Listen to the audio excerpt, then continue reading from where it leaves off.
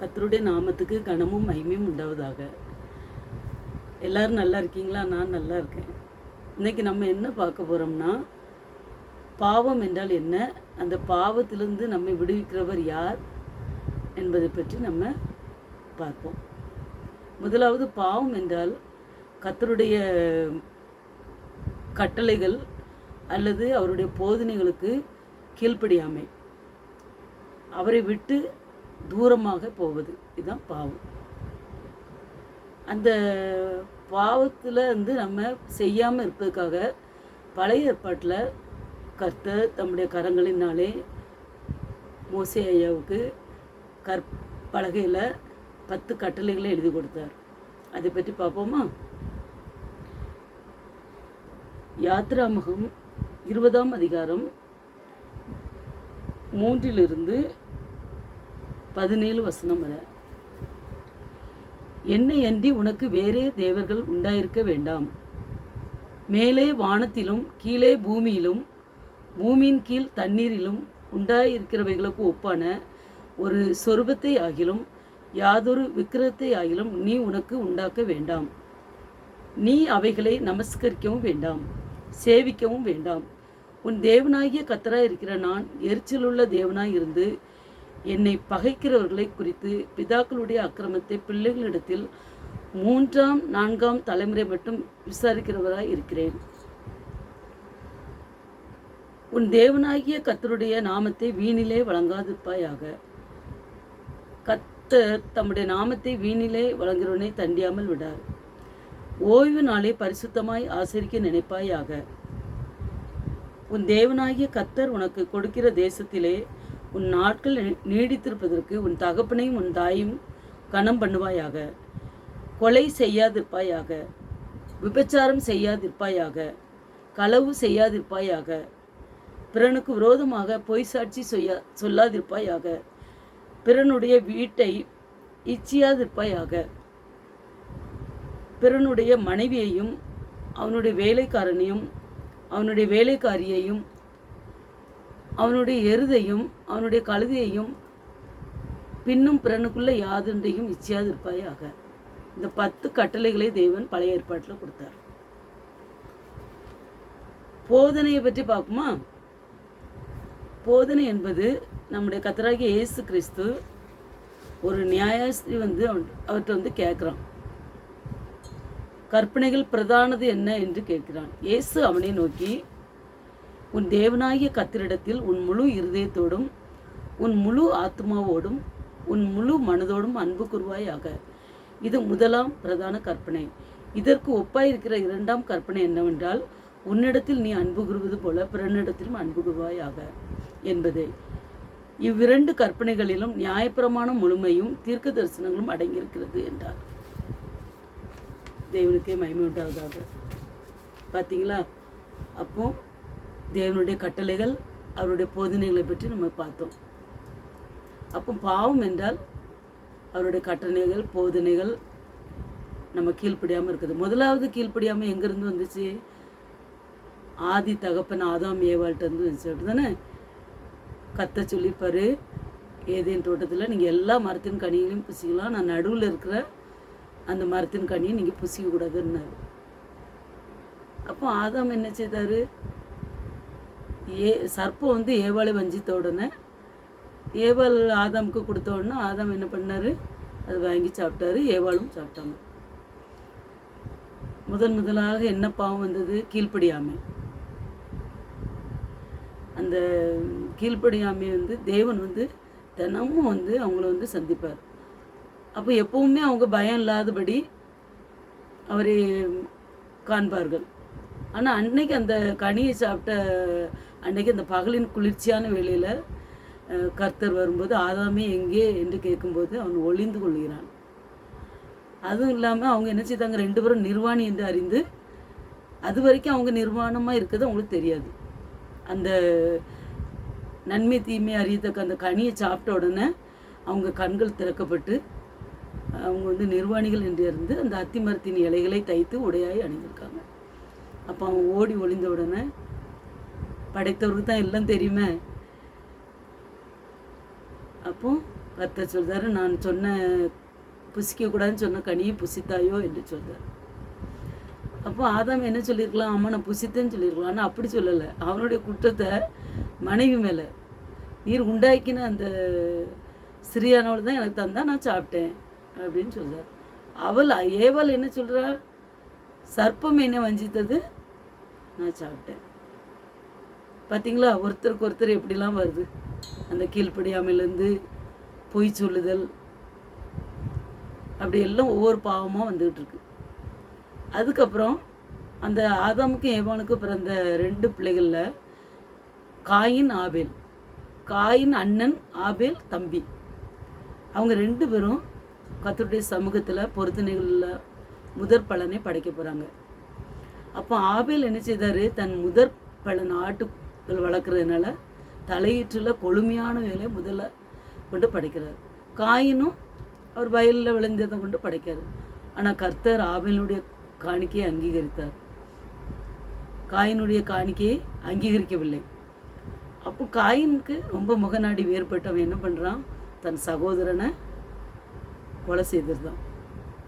அப்போ கர்த்தர் கேட்கார், ஆதாம்கிட்ட எப்படி ஆதாமே ஆதாமே என்று கூப்பிட்டு கேட்டாரோ அதே போல் இந்த காயினிடமும் கேட்கார்.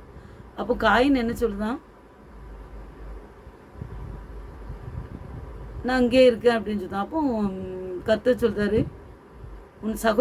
உன் சகோதரன் எங்கே என்று கேட்கிறார். அப்பொழுது காயின் என்ன சொல்லுதான், என் சகோதரனுக்கு நான் காவலாளியோ என்று சொல்லுகிறான். அப்போ கர்த்தர் என்ன சொல்கிறாரு, உன் சகோதரனுடைய ரத்தம் இங்கே வரைக்கும் அவனுடைய சத்தம் கூப்பிடுது அப்படின்ட்டு. பார்த்தீங்களா, கொலை வந்துட்டு, அப்புறம் பொய் வந்துட்டு, அப்படி ஒவ்வொரு பாவங்களாக ஆதி முதல் வந்துக்கிட்டே இருந்துச்சு. அதுக்கப்புறம் தான் கர்த்தர் மோசேக்கு அந்த 10 கட்டளைகளை கொடுத்து அதை கடைபிடிக்க சொன்னார். அப்போ அந்த நேரத்தில் அந்த கற்பனைகளை கை கொள்ளாதபடி ஒருவேளை அவங்க குற்றம் பண்ணியிருந்தா அதிலிருந்து பாவத்துக்கு விடுதலைக்காக அந்த கர்த்தருடைய சமூகத்தில் ஆடு அல்லாட்டா வெள்ளாடுகளில் பெண் ஆட்டுக்குட்டி அதை கொண்டு அவங்க என்ன செய்யணும், பலியிடுறதுக்காக ஆசாரியன்ட்ட கொண்டு கொடுக்கணும். அவங்களால கொடுக்கறதுக்கு வசதி இல்லைன்னா 2 புறாக்களாவது அல்லது புறா குஞ்சுகளையாவது கொண்டு கொடுக்கலாம். இது பழைய ஏற்பாட்டில் நடந்தது. அப்போ என்ன செய்வாங்க, அவங்க ஏதாவது மன்னிக்கக்கூடிய பாவமாக இருந்தால் அந்த ஆடுகளில் இந்த வெள்ளாட்டு கடை அந்த பெண்குட்டியை கொண்டு கொடுப்பாங்க. மற்றபடி மன்னிக்கப்படாத பாவமாக இருந்தால் பழைய ஏற்பாட்டில் கண்ணுக்கு கண் பல்லுக்கு பல் அந்த நடைமுறை தான் நடந்து வந்துருந்துச்சு.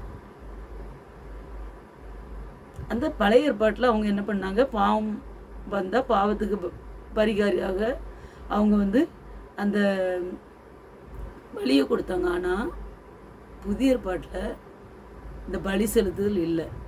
நம்முடைய கர்த்தராகிய இயேசு கிறிஸ்து சிலுவையில் அறையப்படும் வரைக்கும் அது நடந்துக்கிட்டு இருந்துச்சு. கர்த்தராகிய இயேசு கிறிஸ்து பிதாவினுடைய ஒரே குமாரன். அவர் வார்த்தையினாலே பிறந்தவர். கன்னி மரியனுடைய வயிற்றில் பரிசுத்த ஆவியானவருடைய நிழல் தேவனுடைய வார்த்தையினால கர்த்தர் பிறந்தார். அவர் பிறந்து பரிசுத்தமாகவே வாழ்ந்தார். அவர் எதற்காக பிறந்தார், நம்முடைய பாவங்கள்லேருந்து நமக்கு ரட்சிப்பு உண்டாவதுக்காக அவர் பிறந்தார். இரட்சகர்.